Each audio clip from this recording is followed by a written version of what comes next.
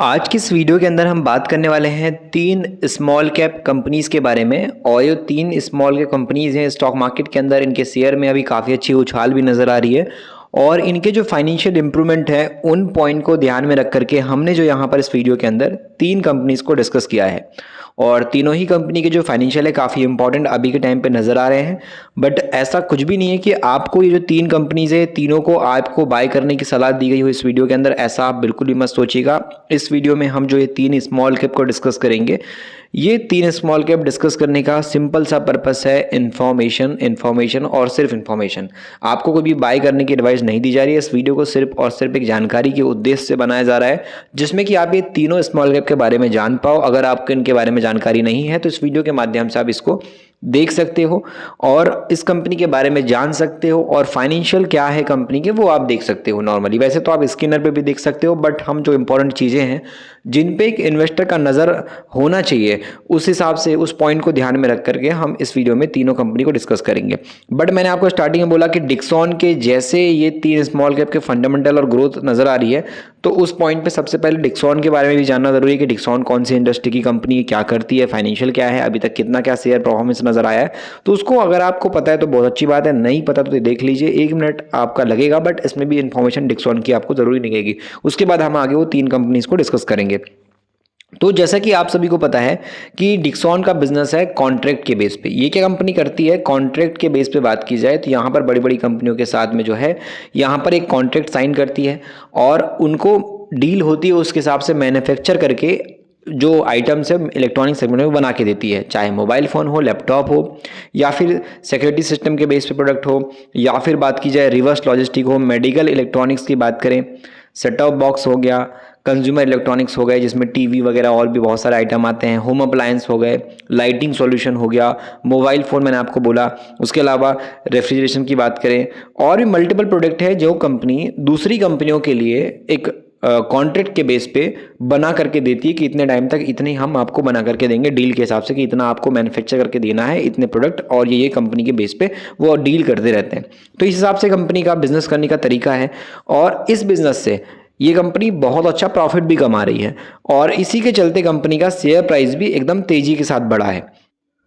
आज के टाइम पे अगर आप डिक्सॉन का शेयर देखने जाओगे तो 17,430 रुपए का एक शेयर मार्केट में अवेलेबल है और आज से कुछ टाइम पहले इसी कंपनी का एक शेयर मात्र 500 रुपये मिलता था। 500 का शेयर 5,000 भी नहीं गया, 5,000 से भी कई गुना ज़्यादा बढ़ गया और कंपनी ने इन्वेस्टर को यहाँ पर 32 गुना के आसपास पैसा बढ़ा करके दिया है जिसने भी डिक्सॉन में पैसा लगाया था। अब बताने का मतलब ये नहीं कि आज अगर आप डिक्सॉन को खरीदोगे तो आपको इतना ही रिटर्न मिल जाएगा। अगर आप ये सोच से पैसा लगा रहे हो तो फिर आपकी ये बेवकूफ़ी है, क्योंकि उस टाइम पे ये जो कंपनी थी ये छोटी सी कंपनी थी, एक स्मॉल कैटेगरी की कंपनी थी और आज इस कंपनी का मार्केट कैप आप देखोगे तो 1,00,000 करोड़ का बन चुका है। एक लार्ज कैटेगरी की कंपनी बन चुकी है जो पहले के टाइम पे एक स्मॉल कैटेगरी की होती थी। तो उस टाइम के हिसाब से देखा जाए जब कोई छोटी कंपनी बहुत अच्छा कर रही हो तो यहाँ पे कंपनी पे ध्यान देना चाहिए, जिससे कि भविष्य में जब वो बड़ी बनेगी तो हमारा जो रिटर्न है वो भी बड़ा बनता है। क्योंकि कंपनी बड़ी कैसे बन रही है, मार्केट कैप कैसे बढ़ रहा है उसका, क्योंकि कंपनी का सेल्स प्रॉफिट बढ़ रहा है तो कंपनी का शेयर प्राइस भाग रहा है। अब शेयर प्राइस जैसे जैसे महंगा होगा तो वैसे वैसे कंपनी के टोटल नंबर ऑफ शेयर से आप जब मल्टीप्लाई करोगे तो मार्केट कैप इसका बढ़ते जाएगा। तो उस पॉइंट पर बात की जाए तो यहाँ पे डिक्सॉन जैसी हम यहाँ पे तीन कंपनीज बात करेंगे, इलेक्ट्रॉनिक सेगमेंट से मिलती जुलती कंपनीज है। बट इस वीडियो को आपको बार बार बोलना चाहूंगा, एजुकेशन के पर्पस से बनाया गया है तो आप इसको एकदम एडवाइस मत समझ लीजिएगा। आपका खुद का भी दिमाग लगाना बहुत जरूरी है, क्योंकि हम सेबी रजिस्टर्ड एडवाइजर नहीं है तो आपको शेयर खरीदने बेचने की सलाह नहीं दे सकते। बट हाँ, स्टॉक मार्केट की कंपनियों के बारे में एक चर्चा कर सकते हैं जिससे कि आपको उन कंपनियों के बारे में पता लग सके जो छोटी बड़ी कंपनीज हैं। उस उद्देश्य से हमने इस वीडियो में इन तीनों कंपनी की चर्चा की है। तो यहाँ पर जो सबसे पहली कंपनी निकल के आ रही है ये है IFB अप्लायंस और इसके बेस पे कुछ मल्टीपल प्रोडक्ट आपको नजर आएंगे जो कंपनी यहाँ पे काम कर रही है इस प्रोडक्ट के जुड़े हुए।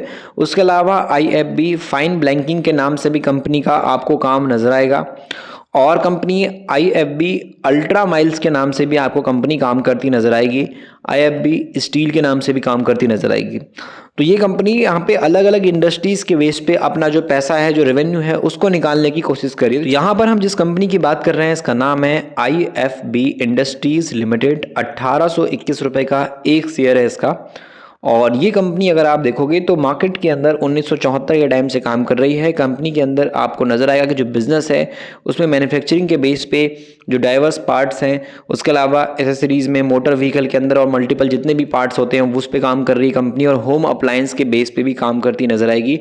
होम अप्लायंस प्रोडक्ट भी कंपनी के पास हैं। अगर आप यहाँ पर देखने जाओगे मार्केट कैप तो 7,376 करोड़ का कंपनी का मार्केट कैप है। एक साल के अंदर इसका शेयर 896 से 2360 तक हाई गया हुआ है। अभी करंटली 1821 का एक शेयर है। ROCE 12 से 10% के आसपास है। प्रमोटर होल्डिंग 75% है, काफ़ी स्ट्रॉन्ग होल्डिंग है। और प्लेज कंपनी में 0 है। सेल्स कंपनी का बढ़ रहा है 12% से, बट जो प्रॉफिट है वो कंपनी का इम्प्रूव हुआ है। और आप देखोगे अभी 390% के आसपास जो प्रॉफिट है वो कंपनी के अंदर आपको नजर आएगा। तो 390% कंपनी का जो प्रॉफिट है वो अभी अच्छा खासा इंक्रीज हो चुका है। और इस कंपनी का जो मार्केट कैप आज से 5 साल पहले अगर हम देखेंगे तो मात्र 3900 करोड़ का था, और 10 साल पहले मात्र 321 करोड़ का था। तो आज के टाइम पे अगर हम देखें तो इसकी जर्नी काफ़ी ग्रोथ के साथ में है। शेयर प्राइस 3 महीने में गिरावट में है।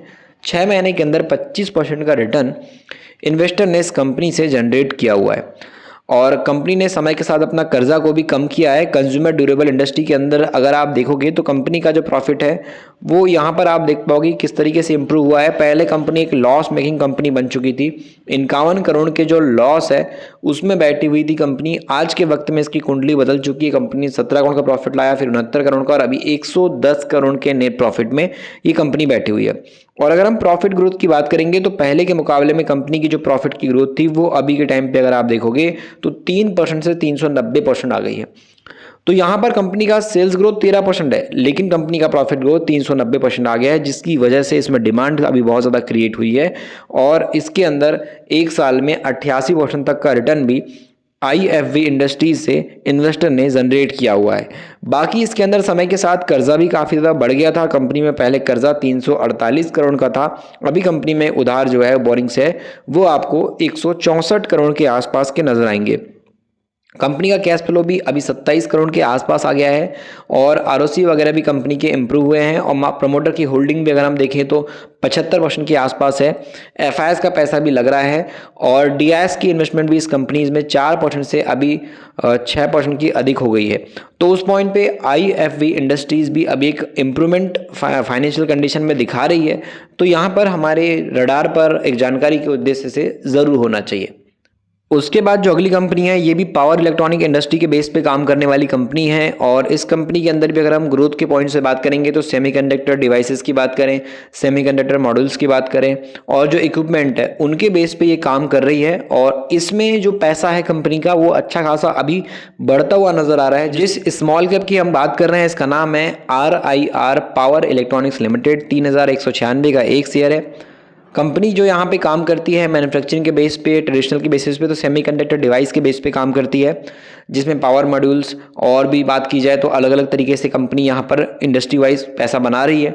मार्केट कैप 2351 करोड़ का है। और शेयर प्राइस एक साल के अंदर 711 से 48 तक हाई गया हुआ है। स्टॉक का पी अभी 268 का है। तो काफ़ी हाई का जो शेयर प्राइस है वो भागा है, और इसी वजह से वैल्यूएशन के पॉइंट से शेयर काफ़ी महंगा हो गया है। लेकिन कंपनी में गिरावट आई तो क्या मौका क्रिएट हो सकता है, तो उसके लिए कंपनी के फाइनेंशियल देखते हैं तो ROCE 19 से 16% का है। फेस वैल्यू 10 की है। कंपनी में डेट वगैरह ज़्यादा है नहीं। प्रमोटर की होल्डिंग 64% है। कोई भी शेयर गिरवी नहीं है। कंपनी की सेल्स बढ़ रही है 25% से, और कंपनी का प्रॉफिट ग्रोथ है 20% से। और इसके अंदर आप देखो तो 6 महीने के अंदर 94% का जोरदार रिटर्न है, जिसकी वजह से कंपनी का जो PE है वो काफ़ी महंगा हो चुका है। एक बड़ी गिरावट कंपनी में अभी टाइम पे आ रही है, और काफ़ी नीचे के लेवल पे अभी वापस से जाता हुआ अगर नज़र आता है ये कंपनी का शेयर, तो डेफिनेटली कंपनी पे ध्यान दिया जाना चाहिए, क्योंकि कंपनी 5 साल के अंदर प्रॉफिट ग्रोथ भी 25% के CAGR से मेंटेन करके रखी हुई है। और इसका जो प्रॉफिट ग्रोथ अगर आप ईयरली बेस पे देखने जाओगे तो वो प्रॉफिट ग्रोथ यहाँ पे 6 करोड़ 68 लाख से 7 करोड़ 96 लाख हुआ, और अभी 8 करोड़ 76 लाख के नेट प्रॉफिट में कंपनी बैठी हुई है। और यही रीज़न है कंपनी का एक साल के अंदर शेयर प्राइस 271% के आसपास भाग गया। मार्केट के बेस पे अगर हम देखेंगे तो कंपनी का कैश फ्लो पहले 0 हुआ करता था, अभी कंपनी का 21 करोड़ 59 लाख के आसपास कैश फ्लो भी आ गया है। और कंपनी का यहाँ पर अगर आप प्रमोटर होल्डिंग के पॉइंट से देखेंगे तो यहाँ पर आपको नजर आएगा कि पहले इस कंपनी में जो एफआईएस थे वो जीरो थे, बट जैसे ही प्रमोटर ने यहाँ पे सेल किया तो एफआईएस की एंट्री बढ़ गई और डीआईएस इस कंपनी में जितने हैं उतने ही हैं। तो ऐसी कंपनी में रिस्क तो रहता है, बट अभी कंपनी के जो फाइनेंशियल इंप्रूव हैं उसके पॉइंट पे बात की जाए तो कंपनी पे लोग अभी बहुत ज़्यादा ध्यान दे रहे हैं, तो इसको भी चाहो तो आप कॉपी में नोट करके रख सकते हो इन्फॉर्मेशन के उद्देश्य से। उसके बाद बात करते हैं अगले स्मॉल कैप कंपनी के बारे में। तो ये कंपनी यहाँ पर मेटल इंडस्ट्री के बेस पे भी काम करती है। उसके अलावा अगर आप देखो तो इलेक्ट्रोमैकेनिकल सॉल्यूशन, जो एविएशन सेक्टर है, रेलवे सेक्टर बात करें, रेलवे सेक्टर होता है, जैसे बात करें एयर सेक्टर होता है, एरोप्लेन के सेक्टर की बात करें, तो उस इंडस्ट्री के बेस पे अगर हम देखेंगे तो कंपनी एविएशन सेक्टर में भी काफ़ी अच्छा काम कर रही है। मार्केट के बेस पे एनर्जी के बेसिस पे जो सॉल्यूशन होता है, जो थर्मल और जो एटॉमिक पावर प्लांट होते हैं उसके बेस पे कंपनी का काम चल रहा है। और तो और इलेक्ट्रिकल और इलेक्ट्रोमैकेनिकल सॉल्यूशन देती है मरीन इंडस्ट्री के अंदर। रेलवे इंडस्ट्री के अंदर भी अगर हम देखेंगे तो यहाँ पर जो है रोलिंग स्टॉक और सब स्टेशन के बेस पे सप्लायर है। एनर्जी की सॉल्यूशन और केमिकल इंडस्ट्री के बेस पे काम चल रहा है।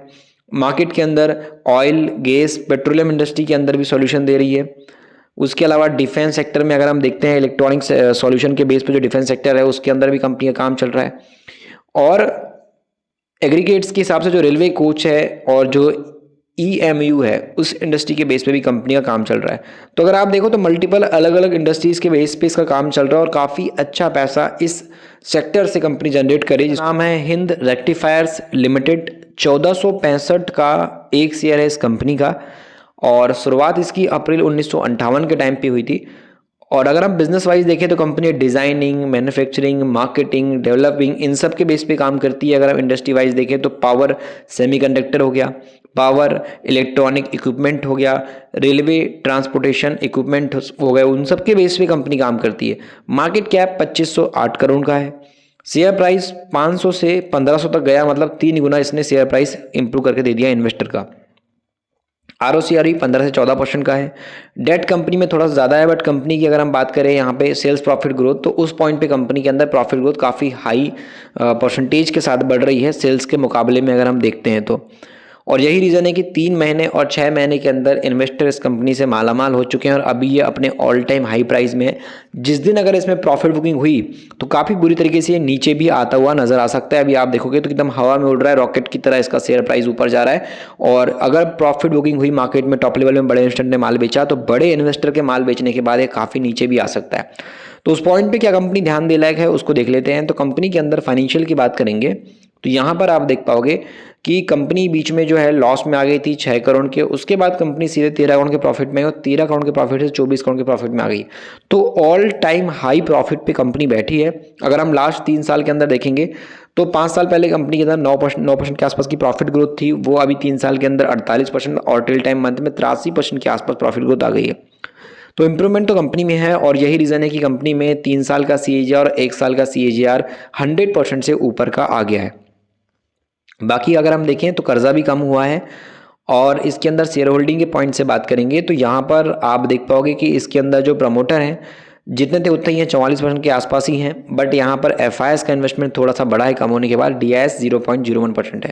तो ये कुछ 3 कंपनी जिसको हमने डिस्कस किया नॉलेज के पर्पज़ से। बाकी अगर आपको मार्केट के बारे में नॉलेज लेनी है, सीखना है आपको अच्छे से स्टॉक मार्केट में अंदर इन्वेस्टमेंट कैसे होती है, कैसे एक आम आदमी सक्सेसफुल बन सकता है, अगर ये जानना है तो फिर आप पढ़ सकते हो मिडिल क्लास का स्टॉक मार्केट ई-बुक। इसमें वो आपको चीज़ें पढ़ने को मिलेंगी जो एक आम आदमी के लिए, जो एक साधारण परिवार से आता है, जो मार्केट को सीखने का सपना रखता है और ये ज़िंदगी के अंदर बात की जाए सक्सेसफुल होने के लिए पैसा लगाता है, छोटी छोटी कमाई का पैसा निकाल करके छोटा अमाउंट लगाता है, उसको बड़ा करने का सोचता है और जितने भी तरीके से प्लान वो अपने सपने देखता है ज़िंदगी में अच्छे करने के, तो उस हिसाब से मिडिल क्लास का स्टॉक मार्केट ई-बुक काफ़ी डेफिनेटली काम आएगी। क्योंकि एक आम आदमी की जर्नी स्टॉक मार्केट में काफ़ी आसान बनाती है। अगर आप इसको पढ़ने के बाद अपनी जर्नी अच्छे से समझ जाते हो, सीख जाते हो मार्केट को, तो आप अच्छी कर सकते हो।